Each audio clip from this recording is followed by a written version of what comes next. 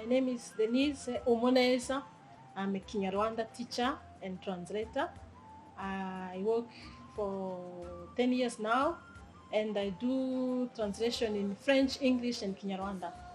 I also teach Rwandan culture. I'm a cultural facilitator, and I love my country, Rwanda. I love to introduce to expats living in Kigali. Thank you. So, can you tell us more about your journey? I started in 2010.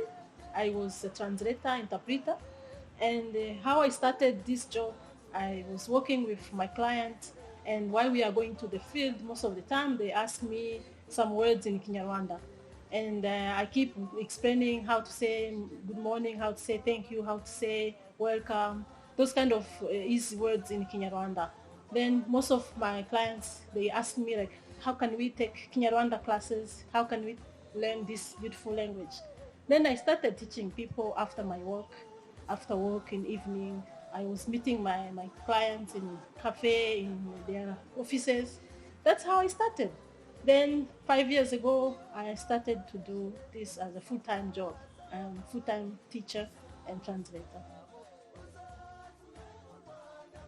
Kinyarwanda, first of all, is my mother tongue, and it's a very good language. The people who speak it, they don't know how beautiful it is because it's our mother tongue.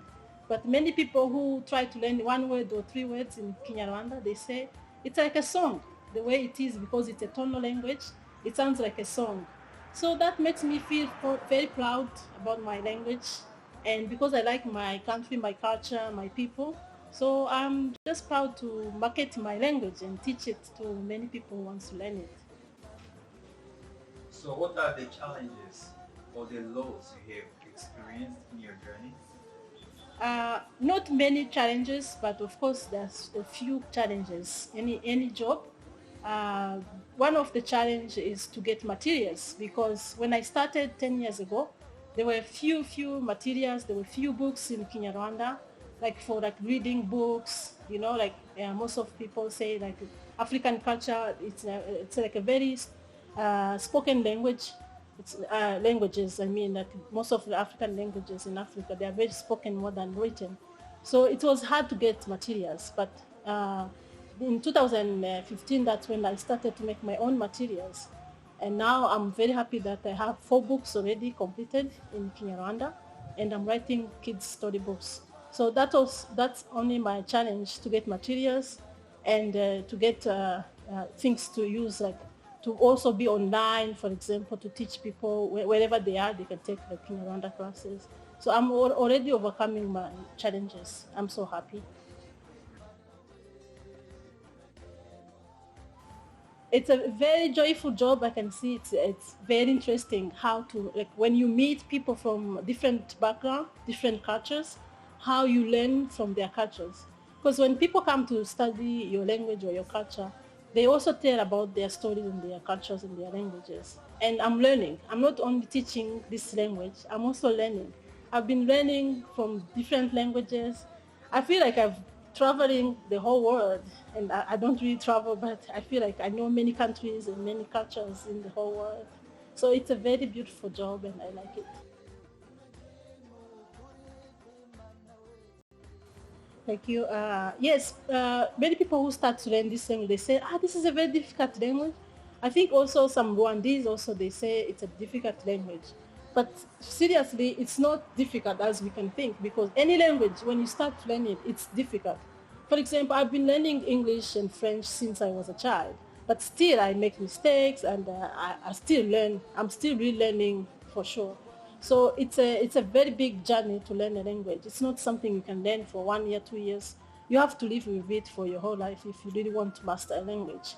It's not difficult. It's a matter of starting, and maybe the grammar can be complex depending on the language you speak. If you speak a European language or any or English, so Kinyarwanda is a Bantu language. It can be, of course, different, but I don't say that it's difficult. It's just like you started and you learn something new, and you keep learning without giving up. So take the courage and just start. So, there are people outside who are listening to you and they are wondering and they want to visit Rwanda. What can you say about Rwanda in the first place?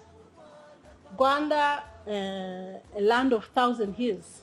Everybody knows about that.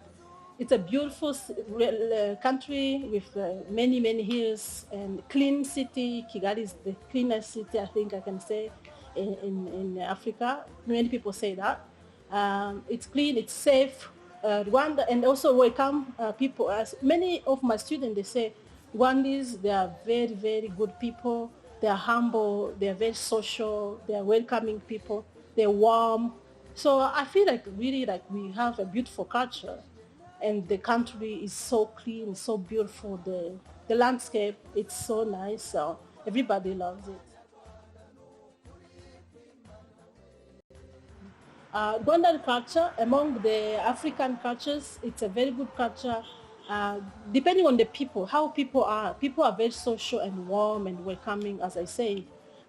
So people always are curious to help others. They are always curious to know what is going on with other people, like with other people who are coming in the country. They are always like want to like help you to understand their language, their culture. So I feel like it's very welcoming culture. So everybody who comes in Rwanda, they say like the people there in Rwanda, it's like they're wonderful people. So it's not because it's my culture, but it's the feedback I get from my clients and my students. Everybody really loves us. So it's very nice. Thank you so much. Thank you too. Now, can you say 3 words in Kinyarwanda? Three words that everybody can learn. It's muraho, which means hello, and murakoze, which means thank you, and amakuru, which means how are you, and you respond ni meza. Thank you. Great! Well done.